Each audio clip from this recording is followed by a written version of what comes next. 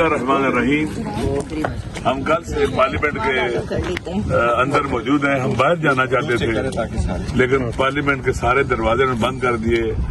جب سینٹ کا اجلاس ختم ہوا ہم سارے باہر نکل رہے تھے اور سینٹ کو بھی اور یہاں قومی اسمبلی یا یوں کو پارلیمنٹ اور اس کی ساری پرمیسز جو ہیں ان کو انہوں نے ایک زندان بنا دیا ہوا ہے, قید خانہ بنا دیا ہوا ہے.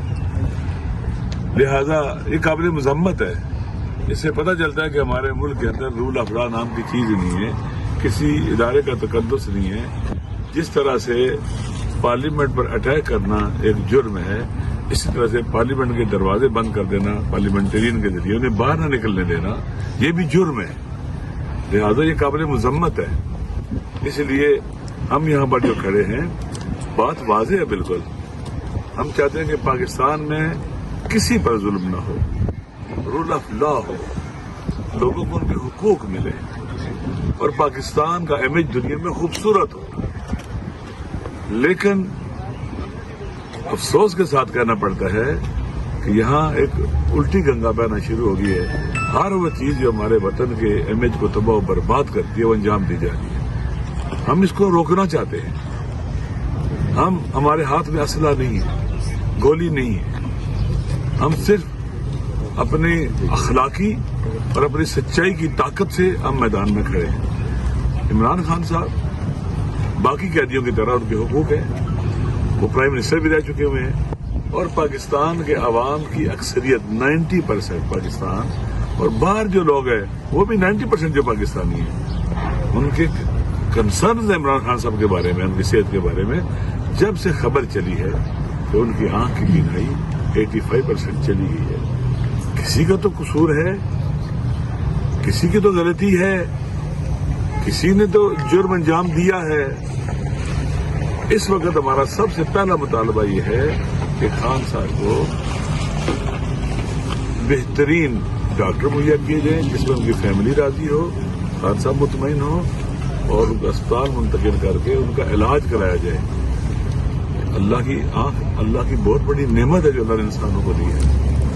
میں کل پرسوں دیکھ رہا تھا ایک بچہ, اس کی آنکھیں نہیں تھی, وہ ایک آدمی سے کہہ رہا تھا کہ تم آنکھیں بند کرو, کچھ نظر آ رہا ہے کہانی. مجھے بھی نظر نہیں آتا, مجھے نہیں پتا میری ماں کی تصویر کیسی ہے, میرے باپ کی تصویر کیسی ہے, شکل کیسی ہے, میرے بہن بھائی کیسے ہیں. آنکھ اللہ کی بہت بڑی نعمت ہے, اللہ کی نشانیوں میں سے ایک نشانی ہے. کسی سے بینائی چھین لینا بہت بڑا ظلم ہے, بہت بڑا ظلم ہے. انسانیت سوز ظلم ہے یہ. اس لیے اس سے پہلے کہ دیر ہو جائے اور ہم پوائنٹ آف نو ریٹرن تک پہنچ جائیں, پھر جہاں سے واپس آنا پھر مشکل ہو جائے ہر کسی کے لیے. خان صاحب کی جو فنڈامنٹل رائٹس ہیں انہیں دیے جائیں, ان کا بہترین علاج کرائیں. باقی ڈاکٹروں کو بھی بلائیں جو ان کی فیملی کے مرد اعتماد ہوں, اسپیشلسٹ ہوں, جس سے اطمینان ہو. اس سے پاکستان کے عوام 90% عوام کے بھی کنسرن ہے, ان کو بھی اعتماد چاہیے, ان کو بھی جو پریشانیاں ختم ہونی چاہیے. لہذا ہمیں اپنے اوپر اتنا بوجھ ڈالنا چاہیے, دوسروں پر اتنا بوجھ ڈالنا چاہیے کل خود بھی اٹھا سکے. ہمیں یہ سسٹم اپنے بوجھ دبتا ہوا نظر آتا ہے, بکھلایا ہوا, خوفزدہ, پریشان حال, اور پھر ہر وہ کام جو الٹا ہے ان کو پڑتا ہے وہ یہ کرتے ہیں. ہم یہاں پر موجود ہیں, اپنے مطالبے پر ڈٹے ہوئے ہیں. ہمیں 10 دن 20 دن مہینہ 2 مہینے جتنا وقت لگے ہم یہاں بیٹھے رہیں گے, اپنا احتجاج کرتے رہیں گے اور اگلے مراحل بھی جو ہے بابی مشاور سے ہم طے کریں گے. ہم نہیں چاہتے, پھر کہہ رہا ہوں, ہم نہیں چاہتے, ہم سیاسی جو لوگ ہیں ہم چاہتے ہیں کہ پاکستان کے اندر سیاسی جدوجہد ایک محترم جدوجہد, مقدس جدوجہد ہو. اور ہمیں تکلیف ہے کہ ہمارے وہ بچے جو پولیٹیکل ایکٹیوسٹ تھے وہ 5,000 4,000 3,000 10,000 کرنے والے جیلوں میں جائیں. اور یہ سیاستدانوں کو گفتگو سمجھنا چاہیے, یہ بچے سیاسی جدوجہد کے ماتھے کا جوہر ہوتے ہیں, طاقت ہوتے ہیں سیاست کی. ان کے ساتھ ایسا رویہ اپنے خلاف ہے, اپنے پاور کھلاڑی مارنے کے مترادف ہے. یہ سلسلے رکنے چاہیے. ہم سارے اکٹھے ہیں انشاءاللہ العزیز, اور باہر بھی یہ پیغام دیتے ہیں جو بھی پاکستان سے باہر لوگ ہیں یا پاکستان کے اندر ہیں. دیکھیں, سیاسی جنگ حکمت اور دانائی سے لڑی جاتی ہے, ری ایکشن سے نہیں لڑی جاتی, رسپانس سے لڑی جاتی ہے.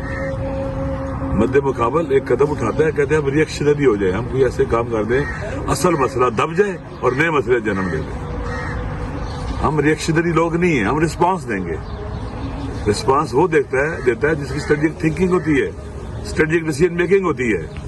اپنے مد مقابل کو جانے وہ کس طرح کے اقدامات کرتا ہے اور ہمیں پھر کہاں پہنچا دیتا ہے. ہمیں اس طرف نہیں جانا ہے. اور انشاءاللہ اس سیاسی جدوجہد کے اندر میں نے پہلے بھی کہا ہے کہ یہ ہمارے پاس سافٹ پاور ہے اور ان کے پاس ہارڈ پاور ہے. یہ چاہتے ہیں کہ ہارڈ پاور سافٹ پاور میں جنگ کرا دیں. ہارڈ پاور کچھ دیر کے لیے ممکن نقصان پہنچا لے, لیکن جیت سافٹ پاور کی ہوتی ہے اور کوئی اسے نہیں جیت سکتا. اور اب جیت کریں گے. کہ جو علامہ نے بات کی ہے وہ بالکل صحیح بات ہے. ہم سب اس پر متفق ہیں کہ ہم نے یہ جنگ لڑنی ہے. یہ ہماری زندگیوں کا ایک سب سے بڑا نصب العین ہے. ہماری پوری زندگی ہمیں اس نقطے پر لے کر آئی ہے. آج ہم پاکستان کی جنگ لڑ رہے ہیں, پاکستان میں شرافت کی جنگ لڑ رہے ہیں, پاکستان میں آئین اور قانون کی جنگ لڑ رہے ہیں. عمران خان آج سمبل ہے, استعارہ ہے پاکستان کی آزادی کا. عمران خان کی جب ہم آزادی کی بات کرتے ہیں تو ہم پاکستان میں قانون اور عدلیہ کی آزادی کی بات کرتے ہیں. جب ہم بات کرتے ہیں انسانی حقوق کی تو ہم غریب کے حقوق کی بات کرتے ہیں, ہم فیکٹری کے مزدور کے حقوق کی بات کرتے ہیں, ہم کسان کے حقوق کی بات کرتے ہیں. یہ جنگ ہم لڑ رہے ہیں پاکستان کو حقیقی آزادی دلانے کے لیے. 78 سال سے ایک جبر کا نظام ہے جو ہم پر مسلط ہے. ابھی اچکزئی صاحب ہمیں بتا رہے تھے کس طرح ان کے خاندان نے جو مصیبتیں جھیلی ہیں. 30 سال ان کے بڑے جیلوں میں رہے ہیں, خود جس طرح یہ سرگرداں رہے ہیں. ایک لمبی تاریخ ہے ظلم کی. ہم نے ظلم کو ختم کرنا ہے, اس جبر کو ختم کرنا ہے. علامہ کی اگر داستان میں آپ کو سناؤں تو شام ہو جائے. ہم سب یہاں کھڑے ہیں اس لیے کہ بہت ہو گیا. ہم سمجھتے ہیں پاکستان پر جو قبضہ رہا ہے استعماری قوتوں کا 78 سال سے, اس قبضے کو ختم ہونا ہے. آج بھی پاکستان کو ہم نے ایک آلہ بنا دیا ہے جبر کا, جس کو چلاتے کوئی اور ہے اور پاکستان کے عوام کے خلاف اس کو استعمال کیا جاتا ہے. ہم نے یہ جنگ فراست سے جیتنی ہے. ہم نے یہ جنگ جیسا علامہ نے کہا صرف رد عمل میں نہیں جیتنی. ہم سب کے دل رنجیدہ ہیں. میرے سامنے ہیں علیمہ آپا کے آنسو جب ہمیں سلمان صفدر نے بتایا کہ کیا حالت ہے خان صاحب کی آنکھ. وہ آنسو میں پوری عمر نہیں بھولوں گا, وہ میری ذات پر قرض ہے. ہم لڑیں گے, خان کے لیے لڑیں گے. خان کے خاندان کے آنسو ہمارے لیے مقدم ہیں, پوری قوم کے آنسو ہمارے لیے مقدم ہیں. جو پیغامات مجھے آ رہے ہیں پچھلے 2 دنوں سے وہ سب میرے سامنے ہیں اور وہ زندگی کا سرمایہ ہے.